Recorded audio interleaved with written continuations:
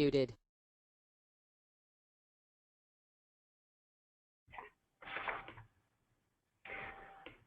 Hi, everybody, and welcome to today's webinar, The Secret Sauce to Tackling Checkout Abandonment and Frictionless Fraud Detection.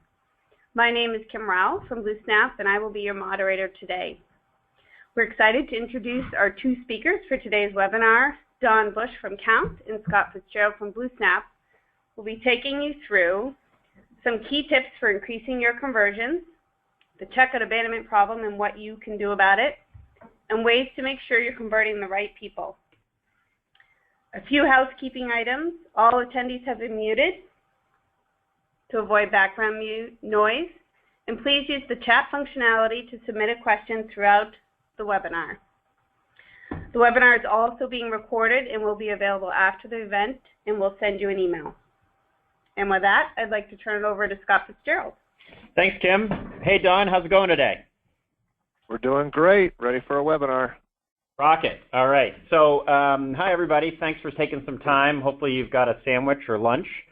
So let's talk about conversions, Don. And, you know, this is really, we at BlueSnap wake up every day trying to figure out how we can convert more shoppers to buyers. We live by that. And I think today we've got the two sides of the story. We're going to bring them together for our merchant customers. We've got the increasing conversions and how we really tackle that by solving the checkout abandonment problem. And then we've got how do we make sure we're actually converting the right folks. And, you know, I'm excited to talk about this, and I know you are too.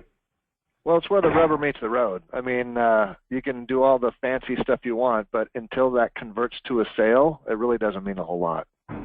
So let's, I'm going to dive in, and I'm going to start, Don, by talking about our perspective on really where there are some risks in the buying process and how we as BlueSnap are working really hard, and, you know, we partner with you on the fraud side, but how we're working really hard to solve this checkout abandonment problem. And I really want to hone in there.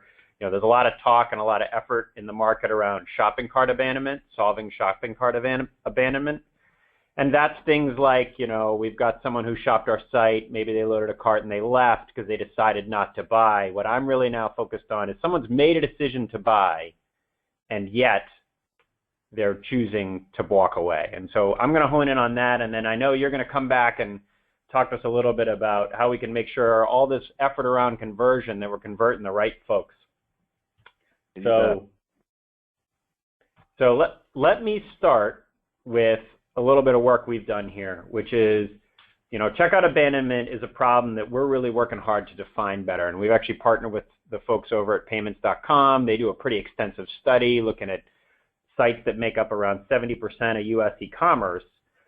And what this index that we've designed does is it gives you a way to really understand and compare, you know, first of all, identify what are the risks causing checkout abandonment. And then second of all, give you a way as a merchant to really understand, well, am I best in class? Where should I improve? If I make improvements, what kind of improvement can I expect on my bottom line? Because as you put it, the rubber meets the road there, and we want to make sure we're making the investments towards areas that are going to deliver the biggest bang for the buck.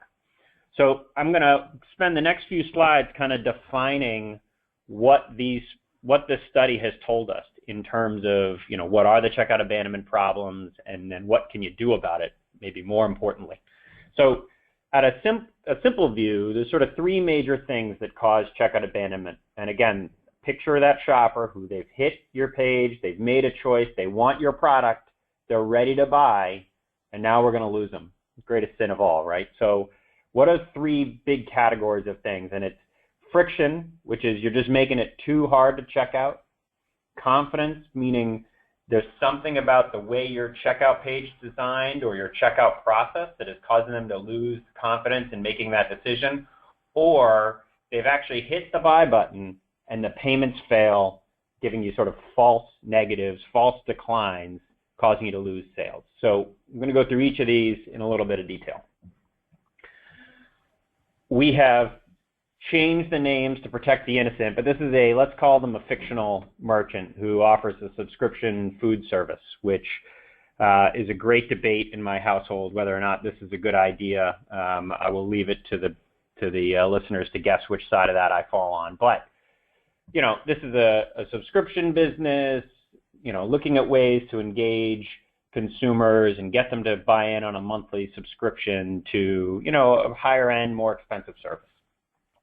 So if we take this lens of looking at friction first, let me give you a sample. I mean, this page probably screams friction in a lot of ways. You've got issues around potentially currency, not being in my local currency, not being in my local language, that I've only got a couple of ways to pay, or we're on cards, or there's too many fields. But in general, there's several different elements that can cause friction. But in general, you want to make it appealing and easy for that consumer to check out. And so this is sort of a before click. If I click forward, you can see sort of an after of, okay, how can I simplify this experience? How can I get to the transaction being completed quickly and then potentially capture other information after the fact so that I'm not putting up barriers that are preventing my shopper from converting and becoming an actual buyer. And importantly, on the next... Yeah, go ahead, Don. I didn't mean to cut you off there, but one of the other important things here is it doesn't take a lot of money or effort to make that change. You're not spending new thousands on new campaigns and marketing. This is just a change to make it more attractive, efficient, and welcoming. Yeah, and you know what, your point there is good, and there's a couple things, and I'll jump ahead to one of my conclusions here. I will tell you that to think that you get to set and forget on this, unfortunately, is not the case. It's a constant improvement exercise, right? There's constantly things changing in the way consumers want to shop, the information they want to share, the best practices, and so this is both you got to think about ways to simplify your buying process, and then you need to consistently keep up with it, just like you would with your product, just like you would with any other element of your e-commerce site. You got to keep up with understanding checkout. And actually, this next slide drives that point home. It's the way shoppers are buying is changing, and what used to be a credit card only kind of environment is starting to shift, and you see wallets popping up and new payment types popping up, and there's different payment types that are predominant in different regions, and you really need to be on top of that and think about, well, which ways do I want my shopper to be able to buy? So those are some big things to think about on the friction side. And just to give some stats to it, Don, shopping cart abandonment can be a big deal. If you are not displaying the cost in local currency, you can lose as many as 10% of your shoppers right there. And just that small change can have a big impact on whether or not your conversions are good. And you can't forget the alternative payment types. On the last slide, I talked about the wallets, and those are certainly coming fast and furiously, but there's already PayPal in the US expected by 15% of shoppers. And that doesn't mean all 15 of those percent of shoppers are going to leave, but they'd be happier to buy with PayPal, and some of them will leave if you don't offer it. And certainly in places like China, where Alipay is predominant, you need to be able to offer those payment types as you go global. So all right, that's a little overview on friction. Let's talk about confidence. This is a little bit more of a sublime art in my opinion, but it is an important one nonetheless. If you don't have the right security logos, if you don't offer ways for folks to get the help they need at checkout, whether that's with actual live help or easy to follow FAQs, depending on your business, and you don't give folks the way to easily input their coupon, you can really lose them at checkout. And again, on the next slide, you can see subtle changes that are really important. Putting the right trusted security logos. There are brands who have spent millions of dollars creating this image of security. Leverage it. You're probably using their software anyways. Leverage it on your site. And be sure that you give folks, if you do offer coupons, they've got to be able to access them. Otherwise, they'll abandon. And just to put a point on what some of these things can add up to, if there are not coupons available it's not obvious where to input them, up to 30% of consumers will abandon if they were expecting to use a coupon. So that's a really big impact, and so you got to think that through thoroughly. And another element that's really important, especially at a checkout page, this is where you're asking someone to part with their money. They want to know what all the terms and conditions are, and if you're not presenting those terms and conditions and everything about the sale in their local language, as many as 20% of the shoppers will leave. And again, this data is all from that study we've done with payments.com, but it really drives home the complexity of selling globally, but also the importance of really thinking through checkout. So let me keep going here, Don, and get to my favorite part to solve, which is payments. And this is one a lot of folks don't always know about or understand, but there are a bunch of elements after your customer has clicked the buy button. They've gone through the whole process. They've put in their data. They've given you their card information. They've hit pay, and something fails in the transaction path. And whether it's things like there's a mismatch in the currency that the card was issued in and the currency you're charging, or there's something in the acquiring bank or the issuing bank's fraud relationship that's causing problems, or just simple things like you don't have the ability to do a retry if the transaction fails for any number of reasons. Scott, yeah. When you look at this, I think one of the things that always comes to mind for me is I'm a consumer. If I don't have these things, if it's not easy for me, if it fails and it goes back and does something else, I get annoyed. I'm anxious about these things, and maybe there's a good chance I'm going somewhere else. I mean, as you think about your own experience, some of these things really, really ring true. Yeah, and the funny part is we've all become accustomed to card transactions going through. I mean, how often does a card not go through for you at the grocery store unless you really don't have the money, right? So the e-commerce world is more complicated. In the e-commerce world, there are a lot more fraud rules being put up because it's really the place where fraud is moving, which I know you're going to talk to us about in a minute. But if you don't have a sophisticated way to manage how payments are tried, retried, and attempted and routed behind your buy button, you can really lose a pretty significant percent of the sale. And to give you a sense, some of these things can be, let me give you some data. If you process payments locally, for example, Don, and what I mean by locally is if you've got shoppers coming to you from Europe, you want to process that transaction in Europe. You don't want that shopper's issuing bank to make it look like they're having to buy from the United States, because that could throw up some cross-border fraud rules or other kinds of charges. Doing that locally can save as many as 20% of your payments from going through that would have otherwise failed. And even simple things like having retry and fail over logic in place can really have an impact on the bottom line. So there's a bunch of steps we can take here to improve conversions, which is really what we focus on here all the time. But Don, you've kept me straight as we've been working together that it's not just about making sure you're converting shoppers, it's about making sure you're converting the right shoppers. So you're going to take us down, I believe, the dark world of what's going on in fraud and tell us how we can save ourselves, right? Let's make sure we convert the right guy. That's right. Not this guy here who's really scaring me a little bit. That's true. No, thanks, Scott. I appreciate it. And what I really like is most of the things that you've talked about seem to be somewhat common sense, and they're not difficult things to implement. Because really, this is the mission when you look at it. This chart here is the mission. You want to accept more orders from more people in more places than ever before while reducing risks and increasing sales. I mean, that's the mission. Convert those good customers into good sales.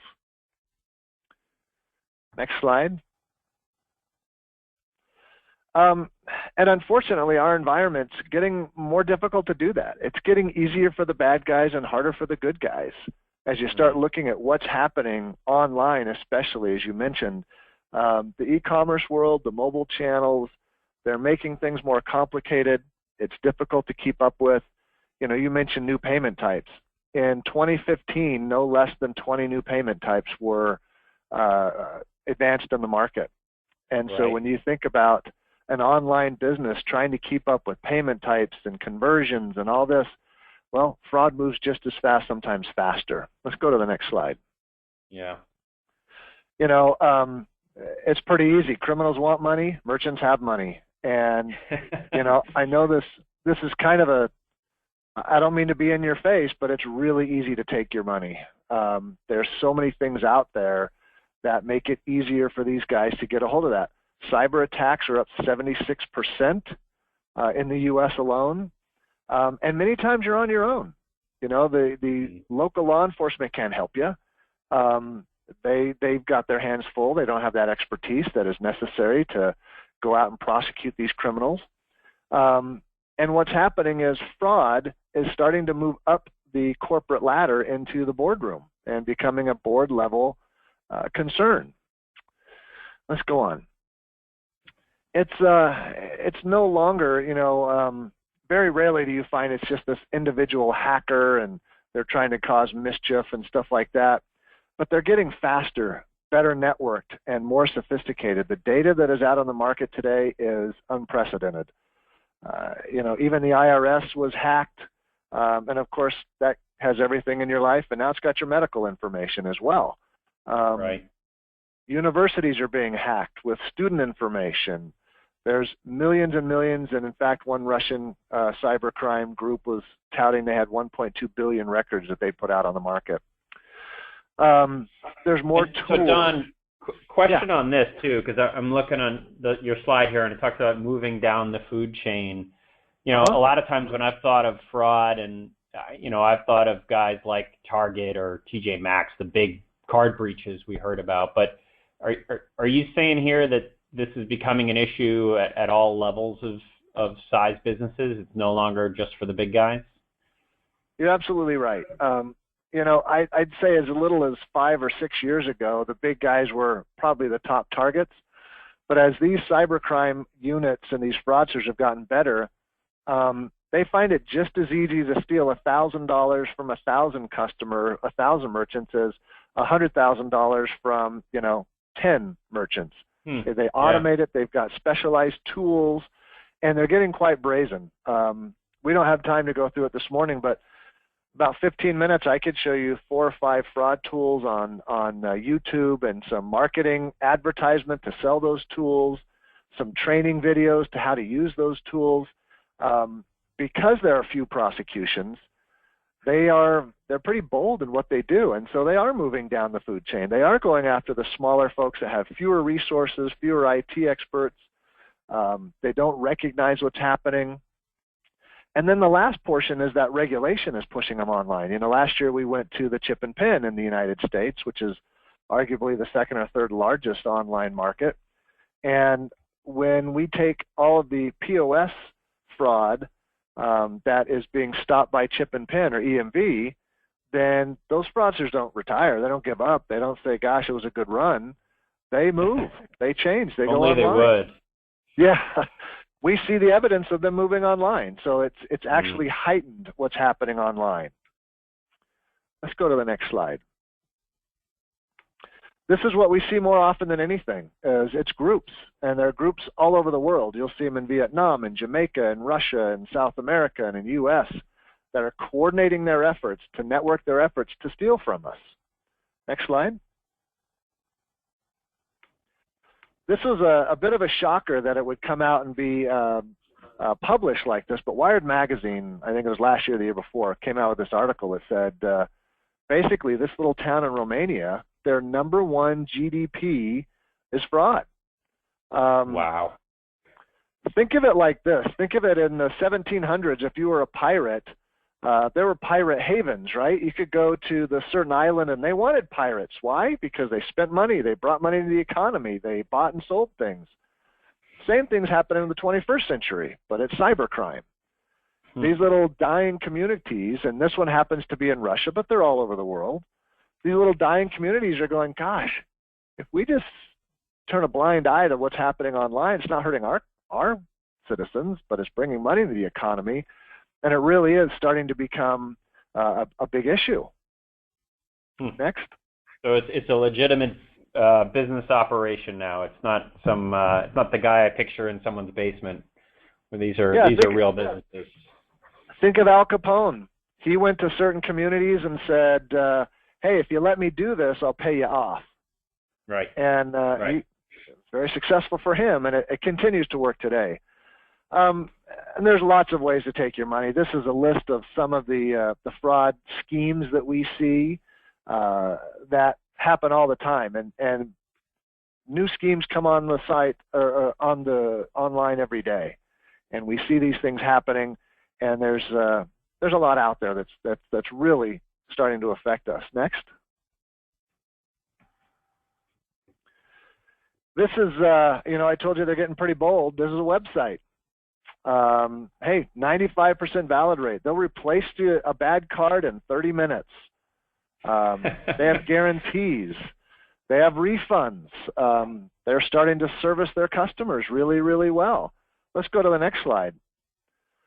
Talk about an order form. Here's how to order some credit cards. Do you want certain zips or bins? Bank, city, state, country? Do you want a classic or a premium card? Do you want a debit or credit card? Do you want it to have do you want it to have a phone number? Do you want to know the CVV? All these things are on this order form, and this is for fraudsters. There's John, a price. I'm not gonna sleep at night, I have a feeling, but let's keep going, Well, they haven't made it very easy, so there might be some abandonment problems there, but right. We at Kount run, last year we did 48 events around the world. We have our Fraud 360 series that we're working on with Blue Snap here in the U.S. We'll be in 5 different cities. And this is the #1 comment I hear from merchants and online businesses is, I don't have a fraud problem. Interesting. And the thing is, it may or may not be true. But the problem is, what you can't see can hurt you. And oftentimes, folks don't see the symptoms of fraud as actual fraud. And so I want to go through a few of those and just give an idea of what may be happening that people don't equate with fraud. Let's go on to the next slide. Chargebacks are obviously the #1 indicator of fraud. It's not the only one, but it's a very, very big one. They cause lost revenue, lost product, lost shipping cost. You lose time when you have to go to manually reviewing orders if that's what you want to do. Sometimes you can lose a merchant account. Last year we work with all the card brands, and one of them, in a conversation I was having, said, of course we'll never publish this, and I won't tell you who it is, but they actually removed the opportunity for over 10,000 businesses to accept their brand of credit card because they couldn't get their fraud under control. Wow. So I know credit cards isn't everything, but it's a large portion of payment types in North America and Europe and several other regions around the world. If you can't take a credit card, a big portion of your business is gonna suffer. Yeah, I mean, back to, at the risk of me going back to my part of the talk, if you can't have the right payment type consumers want to use, then you're going to lose sales. There's no two ways around it. Sure. You're right. Absolutely right. Let's go on to the next slide. What I wanted to do is throw some numbers out there, and I know I'm a marketing guy, this is math, so forgive any mistakes that you've got in here, but I'm sure you'll get it darn straight. That's right. Let's take a shirt merchant online, and their average card is $30. Their gross margin's 30%, so they make about $9 a sale. The cost of e-commerce fraud for every dollar lost costs the company about $2.33, and this is according to the LexisNexis True Cost of Fraud report that they do every year. Mm-hmm. And if you're doing that on a mobile channel, that cost is even higher. It's $3.34 a piece. What that means is, if you lose a sale and the cart value is $75 on an e-commerce site, you have to make 8 additional sales to replace the gross profit lost in that particular fraud loss. That's a big deal. When you start looking at how you cover costs and what fraud can do to the bottom line, it's a big deal. And sometimes that's unseen is what are the effects that fraud can have on a business. Let's go to the next slide. What are some of the things that are symptoms of fraud? And let's go through these really quickly as we go through it. Obviously, we've talked about chargebacks. We recommend that anybody has a chargeback rate over 0.5% or 50 basis points, they may have a fraud problem. Let's Jeff Foxworthy, you may have a fraud problem. if you look at that. Now, that obviously varies. If you're a digital goods merchant, you may be a little bit more risk tolerant. If you're selling, jewelry, you may be a lot more risk averse. So that will vary a little bit. But look at it as a symptom. If you have a return rate higher than 1%, and let me explain what a return rate is. Mostly happens with digital goods. Let's say that I sold an ebook, and then I was looking at that order, and I went, gosh, this really looks fraudulent. I'm going to return their money, and maybe it'll stop a chargeback. And that happens pretty regularly. But if that happens more than 1%, you may have a fraud problem that needs to be addressed. Yep. A rejection or a decline rate. Some research out there says that on average in North America, about 2.7% of all transactions are declined due to the suspicion of fraud. Not that it's proven fraud, the suspicion of fraud. Yep. When you cross borders, let's say you're selling from the United States or the UK, that number jumps to about 7.8%. So what's happening is merchants are looking at these and saying, gosh, that looks too risky, I'm just going to reject it. If it starts to look like that, then you may have a fraud problem that you haven't identified, because we don't think rejection rate should be close to 1%, but if they're higher than that, certainly we want to look at that much more closely. Yeah, and I can tell you, Don, from our data and, both working with you guys and just in general, if you can't make sure you're giving all of your transactions the best chance to get through because you're worried about blocking them because you're not sure if they're fraud or not, you're losing sales. You got to be able to have confidence in your transactions that you're attempting. So without a doubt. And just like you were talking about in some of the conversion things, when those don't convert, you're really turning away a good customer, a legitimate transaction, and it's what's called a false positive. It means you have turned away a good sale because it looks bad to you. And those false positive rates, you spend all this money getting people to your site, you spend all this money making the site look great, getting them to the checkout page, and then you decline the transaction. That's a tough one. That's and that rejection rate, like I said, we don't think it should be near 1%, but if it's 1% or over, you certainly want to look at that. Yeah. Here's what people start to do. They start to say, well, I'm going to turn off my affiliate marketing because, it's too risky. Well, that's, when you start turning off sales channels, that's not good for growth. It's not good for sales. Other things folks will do is turn off IP addresses. They'll say, gosh, Nigeria is just too fraudulent for me. I'm not going to do business over there. Well, even if fraud out of Nigeria is 50%, that means 50% is still good. And if you can't determine which is which, that is a big problem, because turning off regions of the country or countries or things like that, you're turning off opportunities for sales. Some people will create multiple merchant accounts to try and hide what's happening. Of course, that's against all the policies and rules, but some folks try and do that. It's awfully expensive to try to do it that way, too. It is, and it's a little dangerous.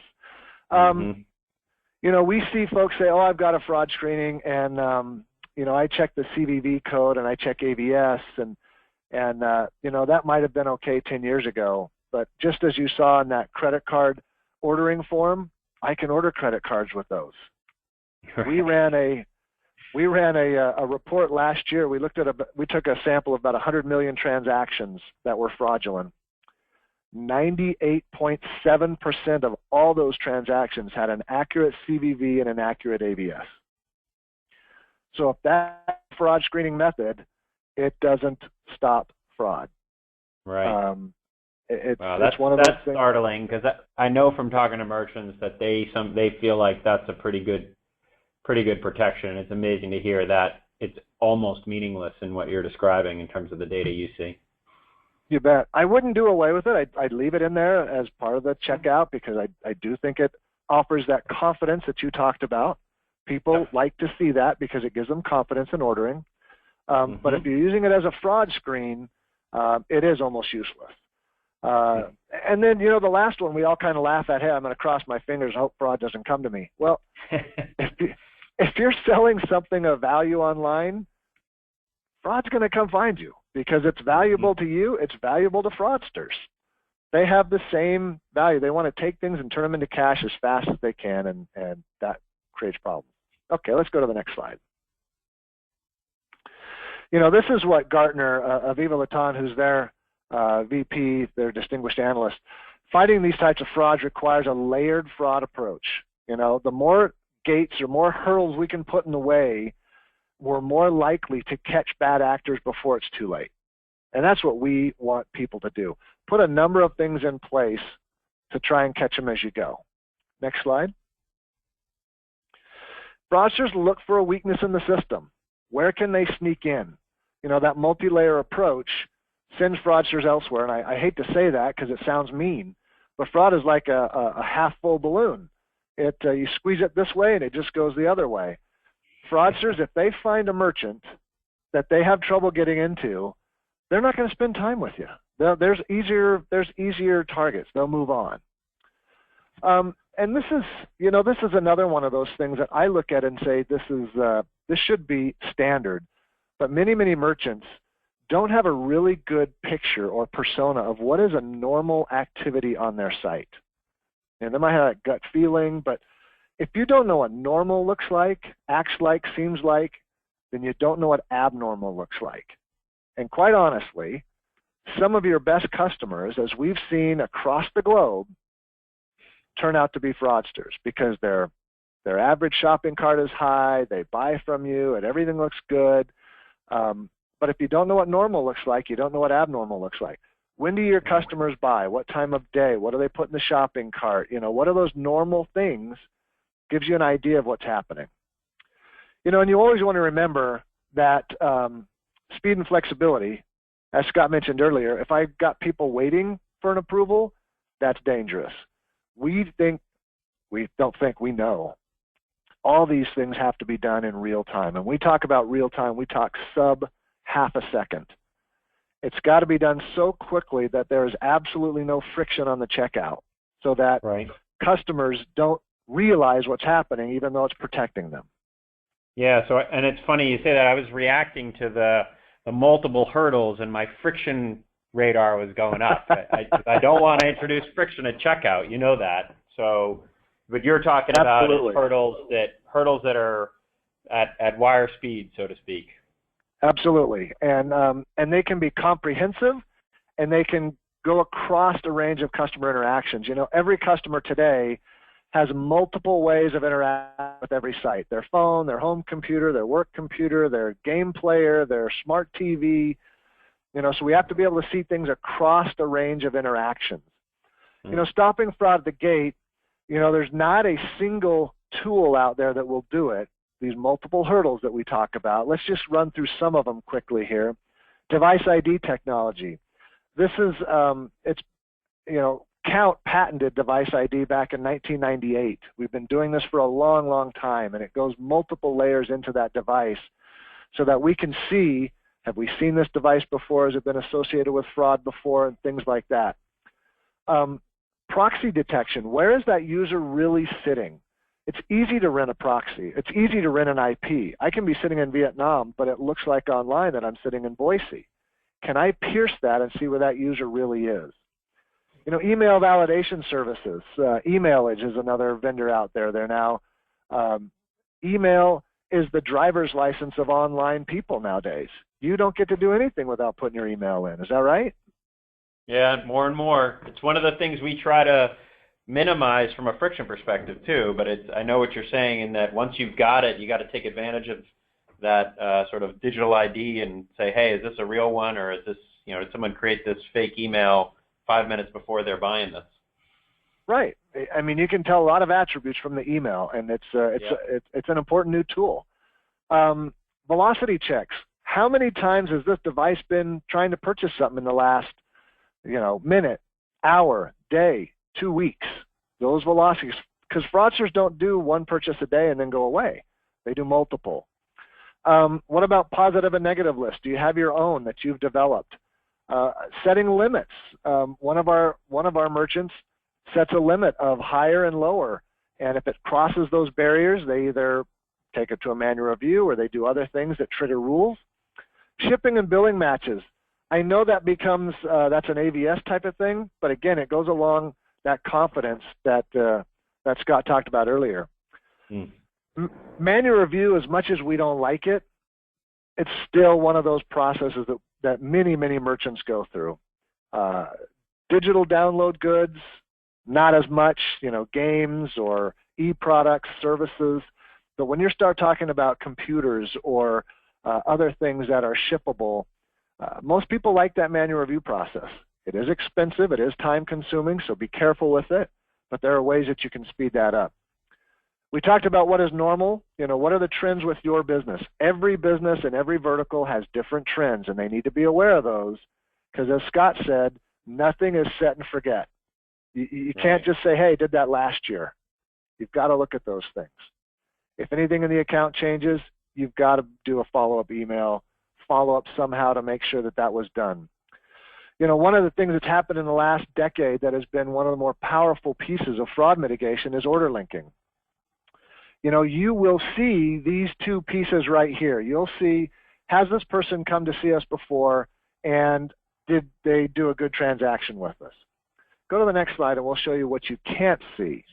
What you can't see is all the other relationships that are associated with that purchase. This device is associated with these transactions, and this card's associated with these transactions, and these emails with these transactions, and on and on and on and on. It starts to give the merchant a picture of the relative risk of this transaction. Bad guys tend to hang with bad guys, and we can see that behind the scenes. Merchants won't see that. They just don't have the ability and the access to do that. But you've got to be able to find that service that will link that all over the world. It's very, very important. It's one of those places where fraudsters have a very difficult time hiding because they have to do business, and this is how we link them together. All right, so my straight man time, you're going to tell us the stuff we can do to solve this, right? That's right. One of the things I think is really important is you do an audit of your payment system and fraud system annually. You have to do that with your financials. Well, this is affecting your financials in a big way. What you did last year is no longer good this year. Too much has changed. As Scott said, how many payment types have been added? How many different things have changed? It's not good enough to say, oh, we did that last year. It's got to be done on an annual basis at a minimum. Determine whether you have the expertise in-house. Smaller merchants typically don't, even mid-sized merchants typically don't have that expertise in-house to say we're good. So you should seek outside help. Maybe that's, asking your Blue Snap rep. How can we set up? Are we okay with fraud? Are we done with this? That's outside help that sees things that you may not, and some of those symptoms that you may not recognize. And the last thing is you want to review services that can protect you while not slowing sales. Remember that first chart we saw? You want sales to go up while risk goes down. Yeah. Let's convert the right guys, Don. Exactly.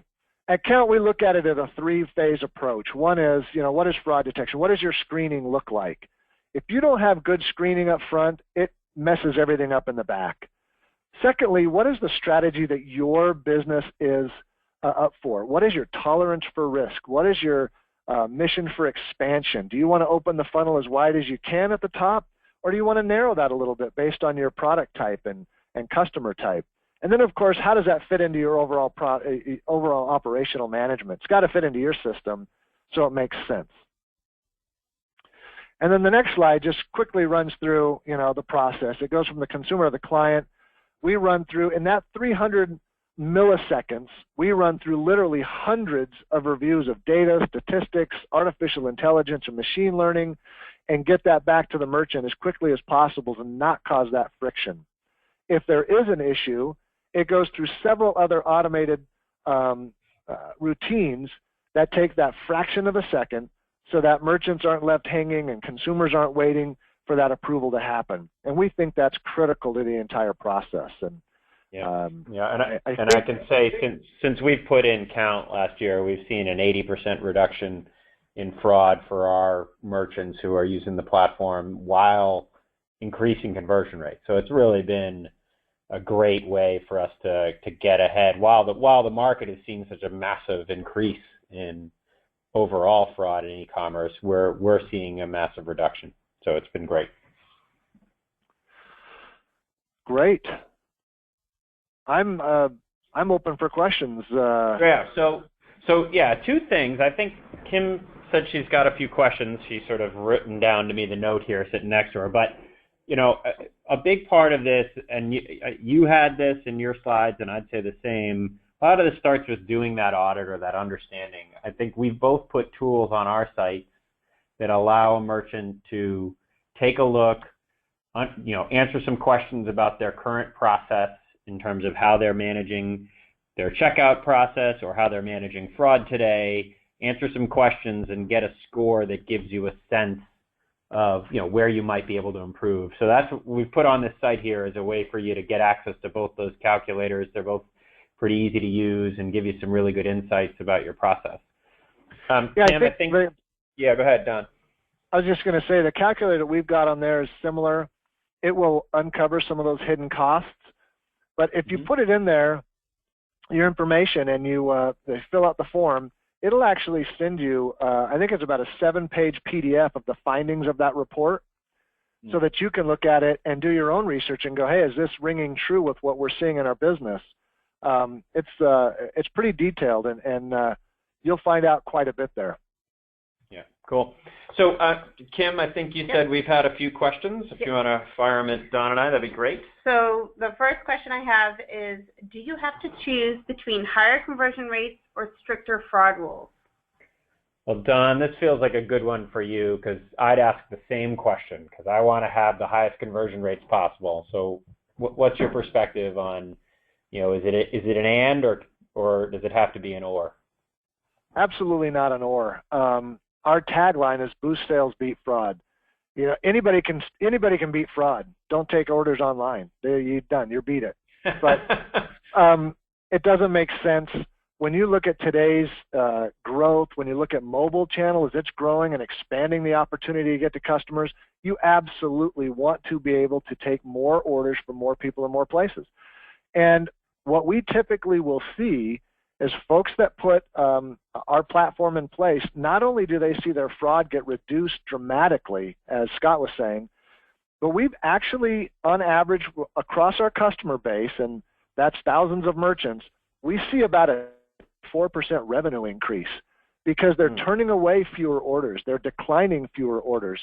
They're accepting things that they may have looked at and said, gosh, this looks sketchy to me, but when we look at the details in the background, we're like, no, that's just Don. I know he's from Boise, but he's in Sydney today because he's on business. That's why he's ordering from there. So we absolutely see an increase in sales, and it gives the merchant the opportunity, like I said, to open that funnel as wide as they want. Think about this. What would you do with your business if risk were not a factor? Would you add new products? Would you expand to new areas? Would you take new payment types? Would you, what would you do? And that's what we want people to think about. That's great. All right, so another question that came in, someone is asking about the source of the data for today's presentation. So yeah, I'll let you answer on your slides, Don, but the bulk of the data that I talked about, the percentage improvements, et cetera, really comes from this checkout conversion index, which is the study we do with payments.com. So if you'd like a copy of that, I think we've got an email address up right now. Just drop us an email and we can get you a copy of the index, the quarterly index update. We'll send you the most recent one that got updated in March, but it should give you a sense of the data and where the impacts are and where the challenges are, et cetera. And Don, I know you threw up some statistics too.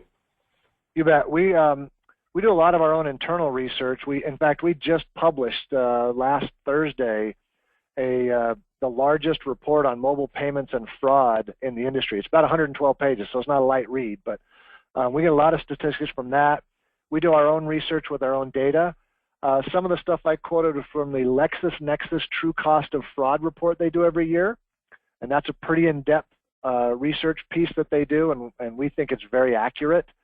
If there's any specific statistic that you saw that you want to know where that comes from, feel free to email me. It's don.bush@kount.com, or you can go to our website and you can contact me there as well. And that report is on our website as well, the Mobile Payments and Fraud report is up there too. Yeah, great. All right, so one last question before we call it a day. How does the emergence of the wallets affect both conversions and fraud? So let me give my take on this, and then Don, maybe we'll let you add into it. You know, the wallets are going to be a great boon for reducing friction and improving confidence for shoppers. It's going to become a trusted way that I can make an e-commerce purchase and do so with the brands I'm used to, with the payment types I want to use, without having to enter real card data and personal information on the site. So one, we think it's going to reduce the time to check out because you're going to have less data to input because all your information will be stored in the cloud. And it's going to increase conversions because these digital wallets are really being built from the ground up.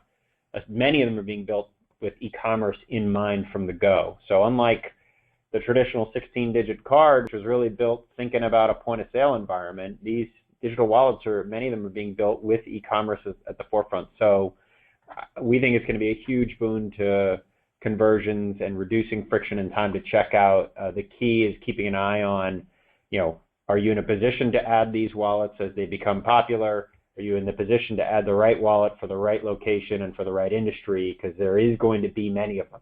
There isn't going to be one wallet to rule them all. And Don, what's your thought on the fraud angle as you look at the wallets? Yeah, let me just start off by, hey, if we don't get to your question, go ahead and type it in the chat or type it in here. We'll follow up with an email. I know we don't have a lot of time to get to questions, but we'll certainly answer them. When you start looking at wallets, the financial industry moves really, really slowly. I make a joke that last week I was in the shopping line and somebody pulled out a check and I went, my gosh, when was the last time I saw somebody write a check? But they're still out there.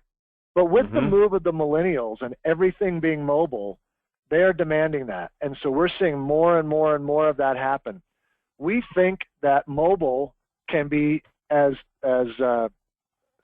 protected as any other source of payment or payment method or type of transacting. But to date, our mobile survey report shows that fraud in the mobile channel is up. It's up about 45 or 50% higher than generic or legacy e-commerce. But most of that is because merchants haven't taken the time to do the effort to put things in place. It doesn't have to cause any more friction. It doesn't have to delay things. It just has to be done. And that's where I come back and say what we did last year is not good enough for this year. Go through that and see where the holes in your system are so that you can patch them and make it easy for folks to do that type of business. That's great. Well, so Don, thanks so much for spending time with us today. And I'll reiterate what Don said. If anyone has questions we didn't get to, throw them in the chat. You can email this email address on the screen right now. Don gave you his email address. Mine is scott.fitzgerald@bluesnap.com, easy to reach. And thanks so much. And Kim, we got a recording we'll pull together on this, right? Yep, right. Recording will be sent out to everybody tomorrow with the slides. All right. So thanks, everyone. Have a great rest of your day, Don, and everyone else on the webinar. Thanks, guys. Appreciate it. Take care.